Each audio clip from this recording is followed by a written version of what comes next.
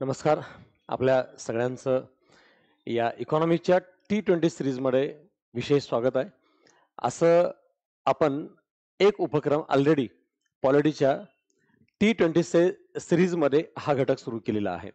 आणि T20 series असं म्हणण्याचं कारण होतं, आपण 20 पेपर घेतोय, 20 क्वेश्चन्सचा पेपर घेतोय आणि इथून पुढे 20 दिवस घेतोय.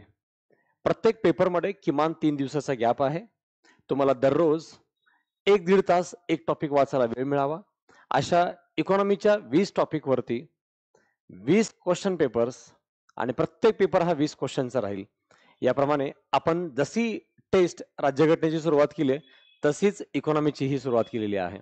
आणि आपल्या सगळ्यांचं पुन्हा एक बार मनापासून खूप खूप धन्यवाद. अतिशय उत्स्फूर्तपणे आपण ऑफलाईन आणि ऑनलाईन दोन्ही माध्यमातून या टेस्टला रिस्पॉन्स दिलेला आहे आणि आपण सगळ्यांनी या टेस्टला अतिशय मनपूर्वक उचलून घेतलेलं आहे. त्याबद्दलही आपले सर्वांचे आभार.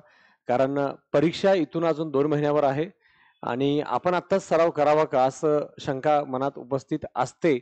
तेव्हा तुम्ही सरावाला लागलात याचा अर्थ अभ्यास झालेला आहे आणि आपल्या समोर आपल्या सगळ्याला माहिती आहे, आत्ता ग्रुप बी ची प्री दिलेला वर्ग हा इमिडिएटली आत्ता ग्रुप सी च्या पण अभ्यासाला लागलेला आहे. ग्रुप बी ची प्री निघत आहे.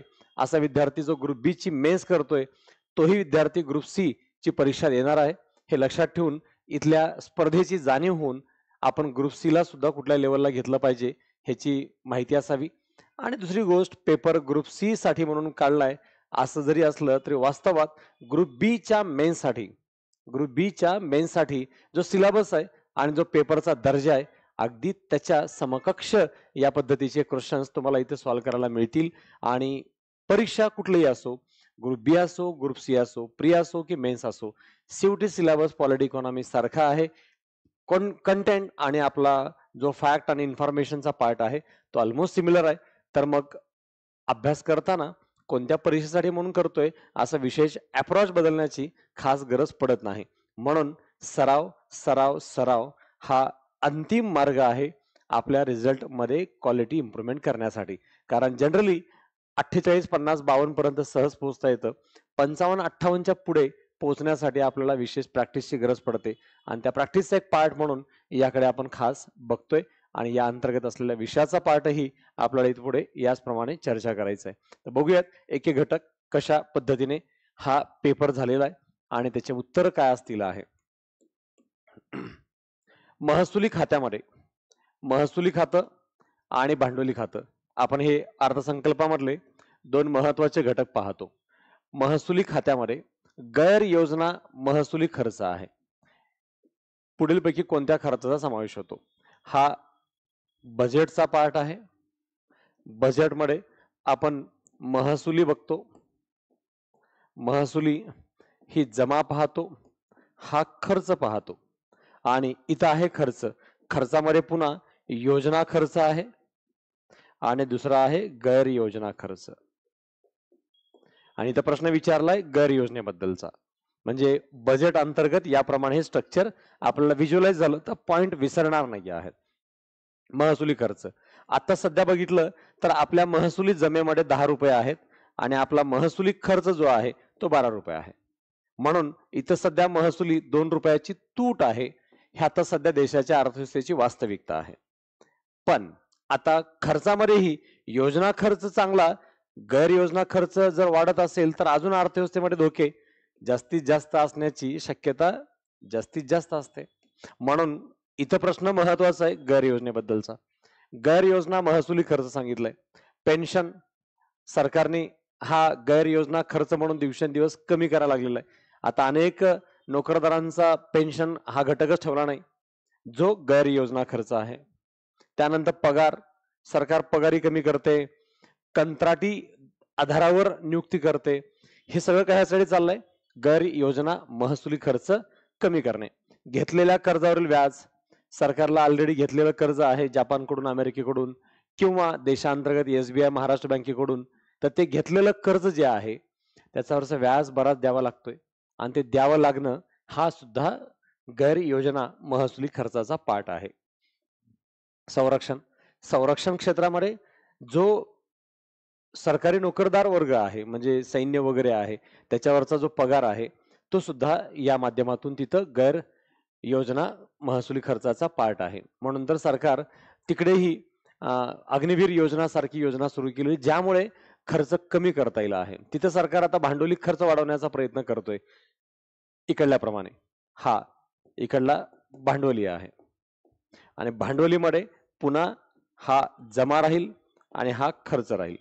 मग सरकारचा प्रयत्न आहे महसुली खर्चात वाढ करण्याच्या ऐवजी भांडवली खर्चात वाढ करू आणि या भांडवली खर्चामध्येही योजना खर्चात वाढ करू प्लॅनड आणि या माध्यमातून तिथं कन्स्ट्रक्टिव्ह डेव्हलपमेंट करण्याचा प्लॅन आहे. म्हणजेच जसं की आपण म्हणतो रोबोची निर्मिती करणे, तंत्र यंत्र याद्वारे युद्ध लढणे या आधारावर काम करण्याचा प्रयत्न या अंतर्गत आहे आणि याप्रमाणे तशी व्यवस्था व योजना सरकारचा या अंतर्गत दिसतो. म्हणजेच महसुली खर्चापेक्षा भांडवली खर्च नेहमी चांगला. त्यातही योजना खर्च पेक्षा गैरयोजना खर्च अजून सरकारला तोट्यात नेतो. म्हणून सरकार खर्च वाढला तरी चालेल पण योजना असला पाहिजे, गैरयोजना नको. म्हणून हे सगळं सरकार कमी करायचा प्रयत्न करते आणि म्हणून चारी येतात. वरील सर्व हा तिसरा पर्याय करेक्ट आहे. हे गैरयोजना. योजना खर्चामध्ये काय येतं? हे गैरयोजना महसुली खर्च झाला. हे गैरयोजना महसुली खर्चाचे पाठ झाले. योजना खर्चामध्ये काय येतं? सार्वजनिक ज्या मालमत्ता आहेत म्हणजे शाळा, दवाखाना किंवा एखादं सरकारचं इंडस्ट्री, त्याची सिक्युरिटी, मेंटेनन्स किंवा त्या सगळ्याची देखभाल व्यवस्था करण्यासाठी जो खर्च लागतो. एखादी आपण इमारत घेतो, तर त्या इमारतीचं मेंटेन करण्यासाठी की खर्च करावा लागतो. तर तसा देखभाल खर्च जो आहे, तो सार्वजनिक मालमत्ता इत्यादी बद्दलचे घटक हे योजना खर्चामध्ये येतात. आणि हा जेवढा आहे त्याच्या अनेक पटीमध्ये गैरयोजना खर्च असतो. म्हणून सरकार हे कमी करण्याचा प्रयत्न अनेक मार्गातून करताना दिसतंय. Next question. सरकार जाणीवपूर्वक तुटीचा अर्थसंकल्प कोणत्या उद्देशासाठी मांडत असते? जाणीवपूर्वक डेफिसिट बजेट कोणत्या उद्देशाने मांडतं? महागाई दूर करायची आहे. महागाई दूर करायची आहे म्हणजे ऑलरेडी इथं 5.2% ऐवजी 6.2% जर चलनवाढ झालेली आहे म्हणजे ऑलरेडी भाववाढ झालेली आहे.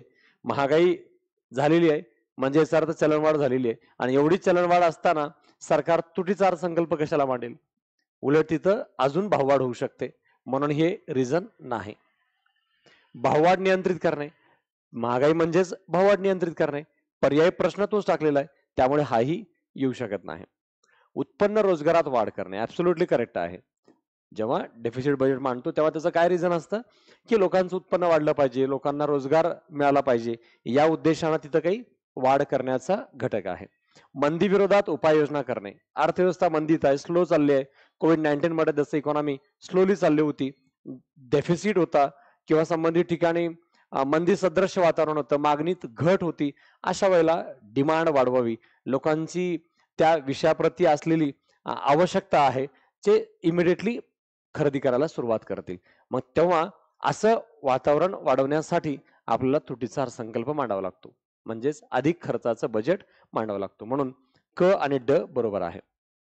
क्वेश्चन नंबर सेकंड च उत्तर क आणि ड हा पर्याय सेकंड करेक्ट आहे. Question number third. प्रजासत्ताक भारताचा पहिला अर्थसंकल्प पुढीलपैकी कोणी मांडलेला होता? आपल्याला माहिती आहे षण्मुख शेट्टी यांनी स्वातंत्र्यानंतरचा पहिला अर्थसंकल्प मांडला होता 1947 मध्ये. 15 ऑगस्ट 47 नंतर पहिलं बजेट जे मांडलेलं आहे ते षण्मुख शेट्टी यांनी 1947 मध्ये. तर सी डी देशमुख यांनी निवडणुकानंतर म्हणजे 1951-52 नंतर ज्या सार्वत्रिक निवडणुका झाल्या त्यानंतरचं बजेट हे सी डी देशमुखांनी मांडलेलं आहे. तर जॉन मथाई यांनी मात्र फेब्रुवारी 1950 रोजी अर्थसंकल्प मांडलेला आहे. म्हणजे या माध्यमातून आपल्याला कोणी कधी बजेट मांडलंय त्याच्याबद्दलचा इतिहास घटक लक्षात राहावा. एखादी फॅक्ट सहजपणे येऊन जाते. आणि जॉन मथाई यांनीच नियोजन आयोग स्थापन करण्याची सूचना केली 1950 मध्ये नियोजन आयोग आला, तो जॉन मथाई यांच्या शिफारशीमुळे, आणि या अर्थसंकल्पाच्या द्वारे स्थापन करण्याची तरतूदही करण्यात आली होती. पंडित जवाहरलाल नेहरूंनी प्रधानमंत्री असताना बजेट मांडलेलं आहे, आणि अपवाद प्रधानमंत्री आहेत जे प्रधानमंत्री असताना बजेट मांडलेले आहेत. त्यामध्ये पंडित जवाहरलाल नेहरू आहेत, त्यानंतर इंदिरा गांधी आहेत आणि राजीव गांधी. या 3 प्रधानमंत्र्यांनी पदावर असताना, प्रधानमंत्री असताना अर्थसंकल्प मांडलेला आहे. हे 3 लक्षात ठेवा.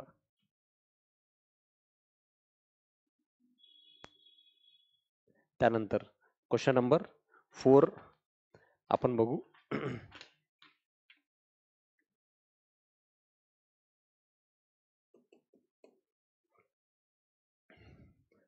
क्वेश्चन आहे, अचूक विधान शोधायला सांगितलेलं आहे. महसुली तूट ही नेहमी निर्माण होणारी तूट असते.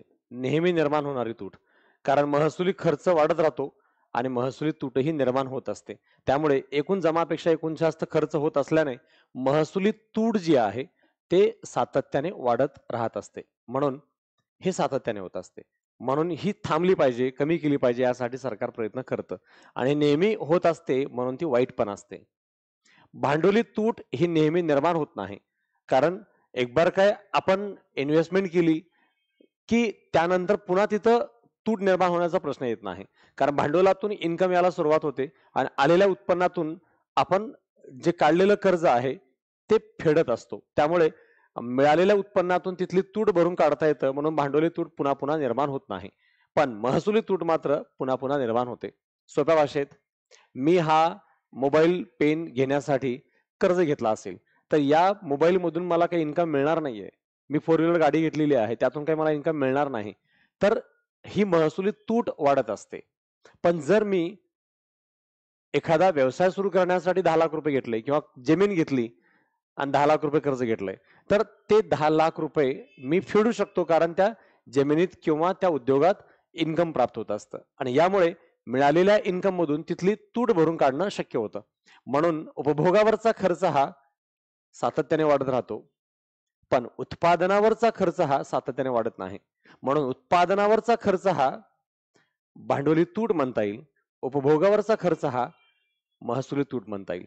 म्हणून उपभोगासाठी कोणी कर्ज देत नाही, उत्पादन करणार असाल तर कर्ज नेहमी कोणीही देत असतं. हा फरक आहे. म्हणून हे दोन्ही गोष्टी करेक्ट आहेत, लक्षात ठेवा. भांडवली तुटीपेक्षा महसुली तूट चांगली असते असे समजले जाते. रॉंग आहे.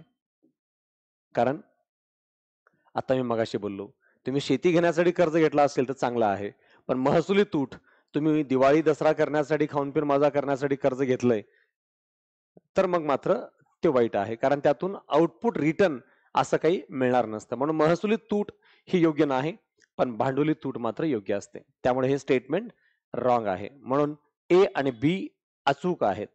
ओनली ए आणि बी हा पर्याय करेक्ट राहिला आहे. सेकंड ऑप्शन हा करेक्ट आहे. भांडवली तूट ऑलवेज चांगली आहे, भांडवली तूट असली पाहिजे, परंतु ती अनेक वेळा तयारच होत नाही. आपल्या भारतासारख्या देशामध्ये महसुली तूट वाढत चाललेली दिसते, आणि हे अर्थव्यवस्थेसाठी धोक्याचे लक्षणही असतात.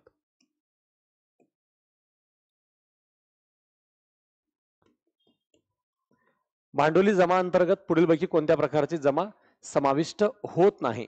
भांडवली जमा अंतर्गत असं सांगितलेलं आहे. भांडवली जमा, आपण मगाशी बोललो, अर्थसंकल्पामध्ये महसुली जमा आणि भांडवली जमा असे 2 मुख्य घटक असतात. तर भांडवली जमा मध्ये कर्ज उभारणी, कुण्याही देशाकडून किंवा देशांतर्गत कर्ज उभा करणे, हे भांडवली जमाचं लक्षण आहे. कर्ज वसुली, कुण्यातरी देशाला आपण कर्ज दिलं होतं, त्यांनी कर्जावरचं व्याज दिलं असेल तर ते महसुली जमा आहे, आणि कर्जच परतफेड केला असेल तर ते भांडवली जमा आहे. मी तुम्हाला कर्ज दिलं होतं, तुम्ही मला पूर्ण कर्ज वापस दिलात, तर माझी मला भांडवल जमा वापस मिळाली. पण तुम्ही मला माझे पैसे परत न देता त्याच्यावर तुम्ही फक्त मला व्याज देत असाल, तर माझं इन्कम याला सुरुवात झालेलं आहे, आणि ते इन्कम म्हणजे माझी महसुली जमा आहे. आणि तुम्ही मूळच पैसे परत दिले तर भांडवली जमा आहे. भांडवली जमा, कर्ज वसुली, श्रीलंकेला दिलेले पैसे श्रीलंकेनं वापस दिले तर हे भांडवली जमा आहे. श्रीलंकेनं फक्त व्याज दिला तर महसुली जमा आहे. निर्गुंतवणुकीतून प्राप्त होणारा नफा, निर्गुंतवणूक, जसं की आपण एअर इंडिया विकून टाकला तर एअर इंडिया विकल्यानंतर टाटाकडून काही पैसे मिळाले, ते मिळालेला पैसा जो आहे तो भांडवली जमामध्ये जातो. याप्रमाणे एखादा उद्योग, एखादी व्यवसाय या भागीदारीमध्ये किंवा निर्गुंतवणुकीमध्ये आपण त्याचे शेअर्स किंवा भागीदारी विकतो, तेव्हा त्यातून मिळालेला पैसा हा भांडवली जमा या घटकाचा एक पार्ट असतो, हे विसरू नका. दीर्घ मुदतीचे इतर कर्ज, लॉंग टर्म च्या कालावधीसाठी उभा केलेलं इतर कर्ज आहे. हे सगळे घटक भांडवली जमा मध्ये येतात. आणि प्रश्न काय विचारलाय? समाविष्ट होत नाही, एकही नाही. जर भांडवली जमामध्ये कोणत्या प्रकारचे घटक येतात असं विचारलं असतं तर सर्व येतात आलं असतं, हे उत्तर येऊ शकलं असतं. पण कोणते घटक येत नाही असं विचारलंय, सो ऑप्शन 4, एकही येत नाही.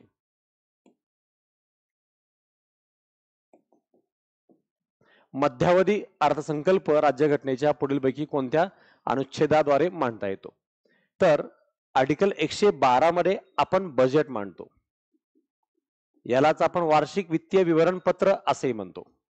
वार्षिक वित्तीय विवरणपत्र असेही म्हणतो 112 आर्टिकल अंतर्गत असलेल्या बजेटला. तर या बजेट अंतर्गतच मध्यावधीही अर्थसंकल्प मांडतात. 112 नुसारच मांडतात. घटनेत हा शब्द नाही, घटनेत शब्द नाही. कोणता शब्द नाही घटनेत? घटनेत बजेट हा पण शब्द नाही. घटनेत मध्यावधी अर्थसंकल्प मांडता येतं सरकारला, हाही शब्द नाही. पण 112 नुसारच मध्यावधी अर्थसंकल्प मांडता येतो, हे विसरू नका. 113 नुसार अनुदान मागण्यांचा प्रस्ताव आहे. डिमांड्स ऑफ ग्रँट्स, सरकार अनुदान मागत असतं. 112 नुसार मांडलेल्या बजेटवर 113 नुसार अनुदान मागण्याचा प्रस्ताव येत असतो. 114 नुसार आपण विनियोजन विधेयक मांडतो. विनियोजन विधेयक, अप्रोप्रिएशन बिल असं म्हटलं जातं. तर ते 114 नुसार लागू होत आहे. आणि असं घटनेत कोणतीही तरतूद नाही. तर असं नाही, घटनेत तरतूद आहे. 112 नुसारच मध्यावधी अर्थसंकल्प मांडता येतो. म्हणून याचं उत्तर 6चं 1 112 आर्टिकल आहे. लक्षात ठेवा, पुन्हा रिपीट, 112 नुसार बजेट मांडण्याचा अधिकार आहे. पण बजेट हा शब्द 112 मध्ये नाही. इथं क्लिअर आहे. दुसरा मुद्दा असा आहे, 112 नुसार मध्यावधी अर्थसंकल्प मांडावा सरकारने असं घटनेत कुठेही सांगितलेलं नाही. पण बजेट प्रमाणेच व्यवस्था मध्यावधीची पण असते. म्हणून 112 नुसारच मध्यावधी बजेटही सरकार मांडत असतं. मध्यावधी बजेट जनरली 6-7 महिने किंवा 7-8 महिन्यासाठीच असतं, त्यापेक्षा कमी कालावधीचं नसतं. जेव्हा अचानक जून जुलैमध्ये सरकार सत्तेत येतं तेव्हा तिथून पुढच्या कालावधीसाठी सरकार मांडतं, ते मध्यावधी असतं. जमा व खर्च सगळ्या प्रकारचा घटक त्यामध्ये समाविष्ट असतो. त्याची संपूर्ण प्रोसेस बजेट प्रमाणेच असते. म्हणून बजेट आणि मध्यावधी बजेट दोन्ही 112 नुसारच समजायचं. सरकारच्या करेत्तर जमा टॅक्स शिवाय जमा अंतर्गत पुढीलपैकी कोणते घटक समावेश होतात?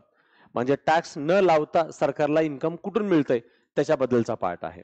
पहिला रेल्वे सेवा, सर्व्हिस आहे. सरकार जे सेवा देतं, मग ते कोणतीही असो, त्याद्वारे मिळालेला पैसा.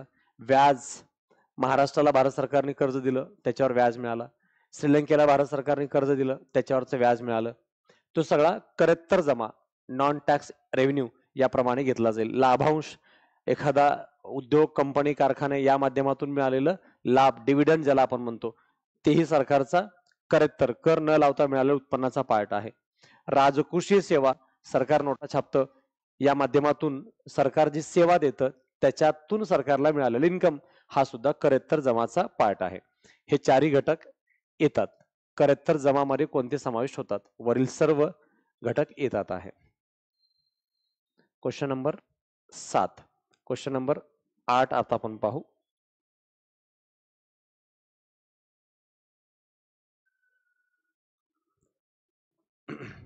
नंतर क्वेश्चन नंबर 8 आहे, भारताच्या इतिहासात पहिल्यांदाच निष्पादन अर्थसंकल्प मांडलेला कुणी आहे?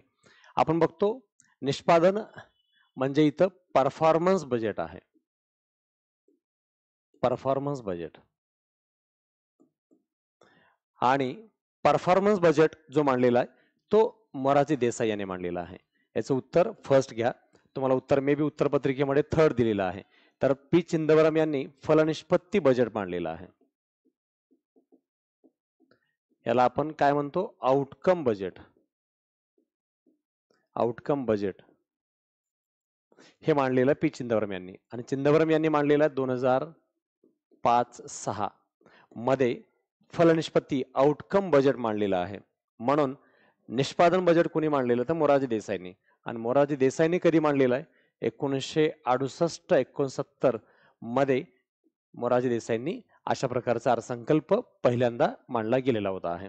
आणि असाच अर्थसंकल्प पहिल्यांदा अमेरिकेमध्येही मांडला गेलेला होता आहे. अमेरिकेमध्ये हुपर आयोगाने दिलेल्या सूचनेप्रमाणे याबद्दलची तरतूद करण्यात आलेली होती आहे. आपण निष्पादन बजेट बद्दलची संकल्पना पाहतो. हुपर आयोग यांनी दिलेल्या सूचनेप्रमाणे अमेरिकेत त्याची सुरुवात झालेली होती. भारतामध्ये मात्र मोरारजी देसाईंनी 68-69 मध्ये परफॉर्मन्स बजेटची सुरुवात केलेली आहे. आन्सर 3 दिलेला आहे तर ते करेक्ट नाही. आन्सर फर्स्ट हे करेक्ट आहे, लक्षात ठेवा. डॉक्टर मनमोहन सिंग यांनी, आपण युगांतर अर्थसंकल्प बघतो. युगांतर अर्थसंकल्प, कारण 1991-92 मध्ये जे बजेट मांडला होता तो बंदिस्त अर्थव्यवस्थेकडून मुक्त अर्थव्यवस्थेकडे जाणारा होता. मुक्त अर्थव्यवस्था आपण स्वीकारले, म्हणून एक युग बदललं. जे बंदिस्त अर्थव्यवस्थेचं होतं ते मुक्त अर्थव्यवस्थेचं झालं, म्हणून युगांतर अर्थसंकल्प असं म्हणतात डॉक्टर मनमोहन सिंग यांनी मांडलेला बजेट. आणि अरुण जेटली यांनी 2 गोष्टीची सुरुवात केली. एक, जो रेल्वे आणि जनरल बजेट होता तो एकत्रित केला. रेल्वे आणि जनरल बजेट होता तो एकत्रित केला अरुण जेटली यांनी, एक. आणि दुसरा, 1 फेब्रुवारीला बजेट मांडायला सुरुवात केली अरुण जेटली यांनी. म्हणून लक्षात ठेवा बजेट बद्दलचे 4 फॅक्ट. उत्तर मात्र ह्याचं लक्षात ठेवायचं, निष्पादन बजेटची सुरुवात, परफॉर्मिंग बजेट, त्याला आपण कार्याधारित अर्थसंकल्प असंही म्हणतो, ते मात्र मोरारजी देसाई यांनी सुरुवात केलेला पार्ट आहे. शून्य आधारित अर्थसंकल्प मांडण्याचा शेवटचा प्रयोग पुढीलपैकी कोणत्या राज्यात केला गेलेला आहे? आपल्या सगळ्याला माहिती आहे पहिला प्रयोग झालेला आहे महाराष्ट्रामध्ये, म्हणजे राज्याच्या पातळीवर बघितला तर तो प्रयोग महाराष्ट्रात झालेला आहे. कधी झालेला आहे? 1986 मध्ये. महाराष्ट्राचे तेव्हा सीएम कोण होते? शंकरराव चव्हाण होते. तर अर्थमंत्री कोण होते? अर्थमंत्री सुशील कुमार शिंदे होते.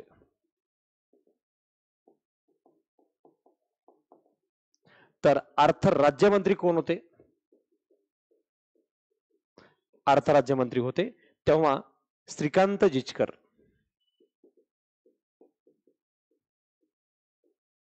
श्रीकांत जिचकर हे व्यक्तिमत्व अतिशय कमी वयामध्ये ऍक्सिडेंटमध्ये त्यांचं निधन झालं.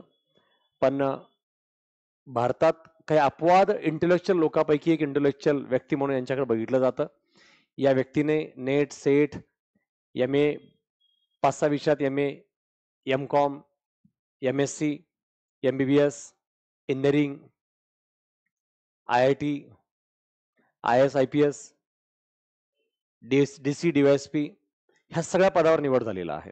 MPSC थ्रू MPSC च्या परीक्षाही ते पास झालेले आहेत, आणि त्यानंतर UPSC पण पास झालेली आहे. आणि UPSC मध्ये अगोदर IPS झाले, त्यानंतर IAS पण झाले, त्यानंतर आमदारही झाले, आणि त्यानंतर मंत्री झाले. असं खूप कमी कालावधीमध्ये एवढ्या मोठ्या पदावर पोहोचलेले व्यक्तिमत्व म्हणून आपण यांच्याकडे बघतो. आणि या ठिकाणचा प्रश्नाचा फोकस कोणत्या राज्यात शेवटचा प्रयोग जो झाला तो शेवटचा प्रयोग झालेला आहे आंध्र प्रदेशमध्ये. आंध्र प्रदेशमध्ये झालेला आहे 2001 मध्ये शून्य आधारित शेवटचा अर्थसंकल्प मांडला गेलेला आहे.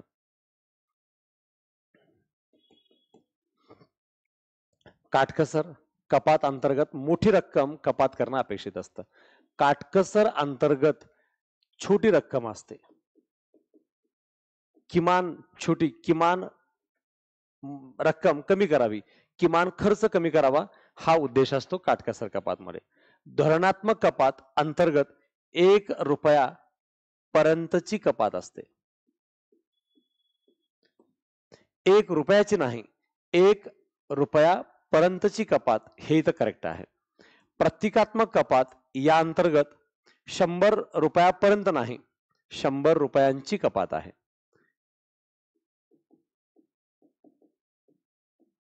100 रुपये. 100 रुपयापर्यंत हे रॉंग आहे आणि हे स्टेटमेंट असंच आयोगाने ऑलरेडी विचारून झालेलं आहे. इथं खास करून लक्षात ठेवा, 1 रुपयाची कपात आणि 100 रुपयाची कपात ह्यामध्ये फरक येतो. 1 रुपयापर्यंतची म्हणजे 10-20 पैसे, 30 पैसे, 40 पैसे याप्रमाणे.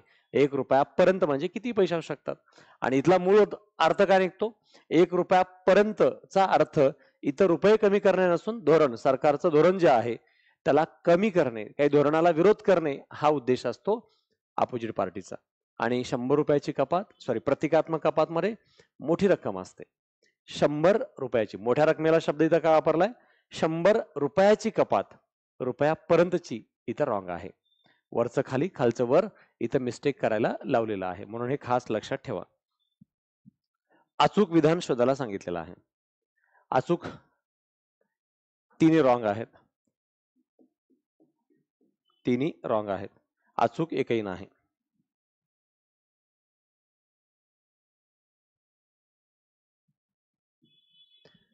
भारताचा संचित निधी पुढीलपैकी कोणत्या अनुच्छेदामध्ये घटनेद्वारे निश्चित केलेला आहे? कोणता निधी आहे? संचित निधी.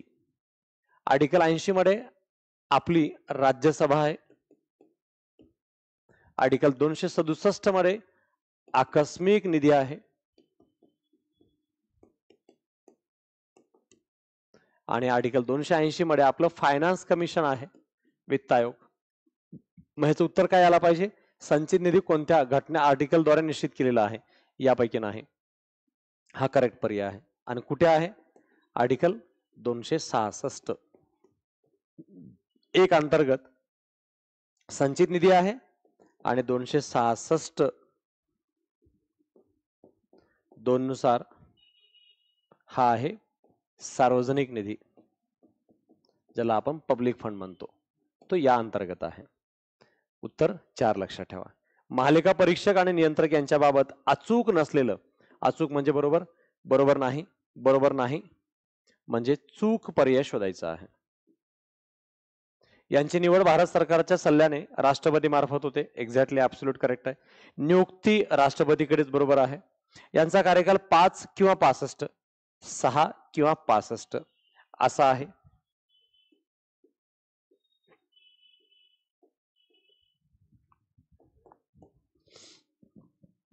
आर्टिकल 150 अंतर्गत घटनात्मक, 148 अंतर्गत घटनात्मक आहे. हे दोन्ही रॉंग आहेत. अ आणि ब करेक्ट आहे. विचारलंय चुकीचं, चुकीचं आहे क आणि ड. क आणि ड हा पर्याय करेक्ट येईल आहे.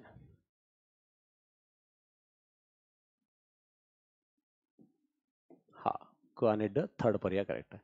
देशात मंदी सदृश्य अर्थव्यवस्था असेल तर पुढीलपैकी कोणत्या प्रकारचा अर्थसंकल्प हा उत्तम समजला जातो? जर देशात मंदी सदृश्य अर्थव्यवस्था आहे तर कोणता बजेट अर्थसंकल्प हा चांगला समजला जातो? मंदी आहे म्हणजे अर्थव्यवस्था स्लो चालू आहे, समतोल योग्य नाही, कारण अर्थव्यवस्थेला उभारणी द्यायचं आहे, जेवढा जमा जेवढा खर्च तेवढा खर्च इथं पॉसिबल नाही.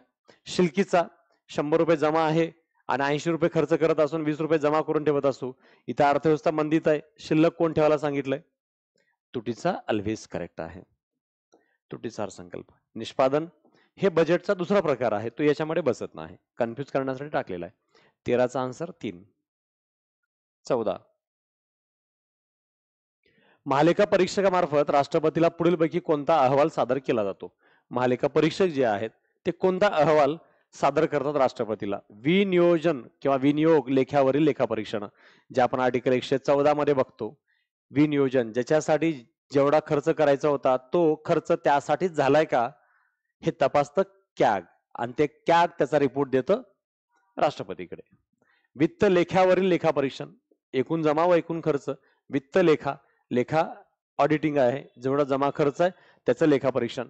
सार्वजनिक उपक्रमाचं लेखापरीक्षण, जे काही सरकारच्या कंपन्या, उद्योग, कारखाने आहेत त्यांचं लेखापरीक्षण. या माध्यमातून सरकारच्या कंपनी उद्योगाबद्दलचा घटक हा या ठिकाणचा मूलभूत हेतू आहे. याप्रमाणे सरकारच्या कंपन्यांचं जमा खर्चाचा हिशोब लिहून ठेवणे आणि त्याचा अहवालही राष्ट्रपतीला देणे, हेही काम सीएजी करते. म्हणून अ ब क तिन्ही बरोबर आहेत. सादर कशाचा केला जातो? वरील सर्व. चौथा ऑप्शन करेक्ट आहे.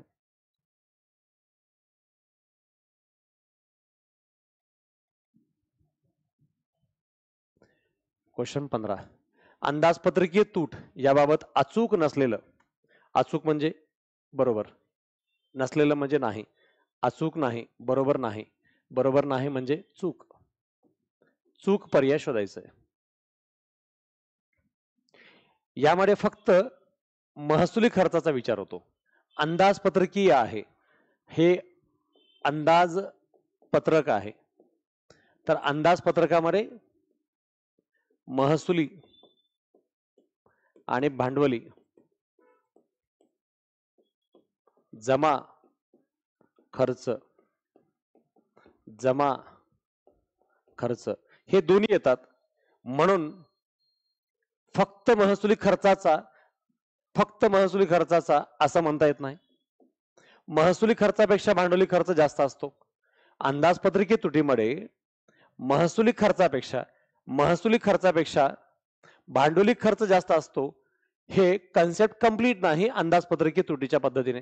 मग करेक्ट काय आहे? करेक्ट आहे एकूण उत्पन्नापेक्षा एकूण खर्च जास्त असतो. मग याचा अर्थ काय झाला? एकूण उत्पन्न म्हणजे जमा 10 रुपये होता, खर्च 12 रुपये होता. मग याप्रमाणे महसुली तूट किती आहे? महसुली तूट 2 रुपयाची आहे. मग महसुली एकूण उत्पन्न पेक्षा खर्च जास्त आहे म्हणजे 2 रुपयाची तूट. इथं भांडवली याही ठिकाणी 10 रुपये भांडवली जमा आहे, 12 रुपये भांडवली खर्च आहे, म्हणजे इथेही 2 रुपयाची तूट आहे. म्हणजेच एकूण जमा 10 रुपये महसुली, एकूण भांडवली जमा 10 रुपये. मग महसुली जमा 10, भांडवली जमा 10, एकूण झाली जमा 20 रुपये. आणि भांडवली महसुली खर्च किती आहे? 12 रुपये. भांडवली खर्च किती आहे? 12 रुपये. 12 आणि 12 24, 24 रुपये हे एकूण काय झाली? जमा. आणि हा एकूण खर्च झाला. एकूण जमापेक्षा एकूण खर्च, एकूण उत्पन्नापेक्षा एकूण खर्च हे जास्त आहे 4 रुपये. म्हणून अंदाजपत्रकीय तूट म्हणजे हा ऍब्सोल्यूट करेक्ट आहे. एकूण महत्वाचा आहे, फक्त जमा किंवा खर्चाचा विचार योग्य नाही. एकूण या पद्धतीने याच्या कन्सेप्टचा महत्वाचा पार्ट आहे, हे या पद्धतीने लक्षात असावं. म्हणून अंदाजपत्रकीय तुटीमध्ये करेक्ट ऑप्शन क आहे. आणि विचारलंय काय? चूक. चूक काय आहे? मग अ आणि ब. अ आणि ब हा पर्याय करेक्ट येईल आहे. कन्सेप्ट एक बार समजल्या की विसरत नाहीत, पण समजेपर्यंत वेळ लागला तरी चालेल, पण ते लक्षात ठेवा. पाठ करावा लागतो तो फॅक्ट, वाचावा लागतो तो करंटचा पार्ट, अपडेट. पण एक बार का कन्सेप्ट समजला की इकॉनॉमीचा पूर्ण आवाका आपल्या स्ट्रक्चरमध्ये होतो, त्यानंतर बाकी त्याच्यात अडिशनल करायला वेळ लागत नाही. अर्थसंकल्पाच्या विशिष्ट तत्वामध्ये पुढीलपैकी कोणत्या तत्वाचा समावेश होतो? म्हणजे प्रिन्सिपल जे असतात अर्थसंकल्पामधले ते कोणते कोणते आहेत? व्यापगत तत्व. व्यापगत तत्व म्हणजे काही गोष्टी रद्द करणे, समावेश करून घेणे किंवा बाजूला सारणे, हे तत्व अर्थसंकल्पाचं आहे. वास्तविक अंदाज, रिअल एस्टिमेट, तोही अर्थसंकल्पाचा एक पार्ट आहे. रोख तत्व, सध्या एकूण रोख रक्कम जमा पैसा किती येतोय त्याबद्दलचं प्रिन्सिपल, हाही घटक येतो.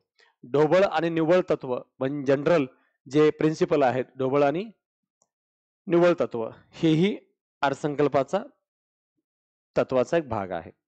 चारी तत्व त्याच्यामध्ये येतात. म्हणून ऑप्शन वरील सर्व हा करेक्ट आहे. क्वेश्चन नंबर 16 च आन्सर वरील सर्व हे करेक्ट राहील.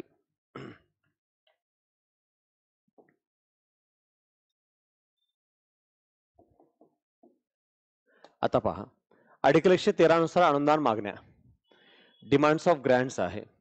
हे मंजूर करण्याबाबत त्या संदर्भात अचूक पर्याय निवडायला सांगितलेला आहे. अनुदान मागण्याच्या संदर्भात करेक्ट पर्याय शोधायचा आहे.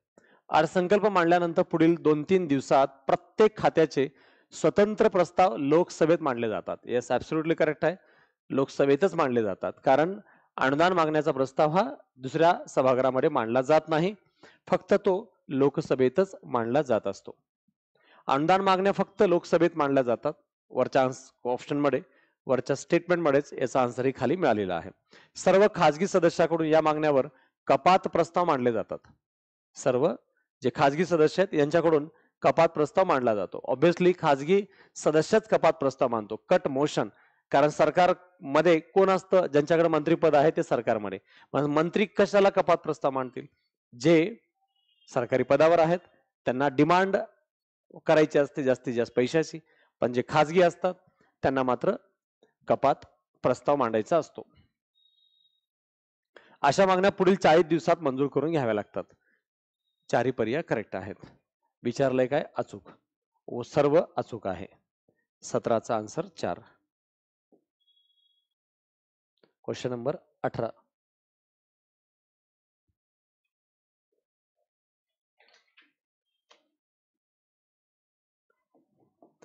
तूट.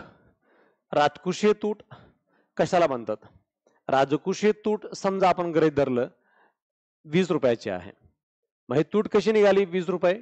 अर्थसंकल्पीय तूट कर्ज म्हणजे तत्कालीन अर्थसंकल्पाच्या माध्यमातून आपण जमा व खर्च, एकूण जमापेक्षा जास्त कर्ज आहे, जास्त खर्च आहे.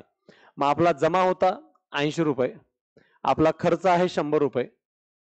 मग हा जो 20 रुपयाचा गॅप आहे तो आपण कर्ज काढलेला आहे, म्हणून प्लस कर्ज हे गृहीत धरलेलं आहे. मग हा जो कर्ज आहे तो कर्जच राजकोषीय तूट म्हणून ओळखला जातो. त्यासोबत खर्च महसुली जमा 40 रुपये आहे, भांडवली जमा 40 रुपये आहे, एकूण 80 रुपये जमा झाली.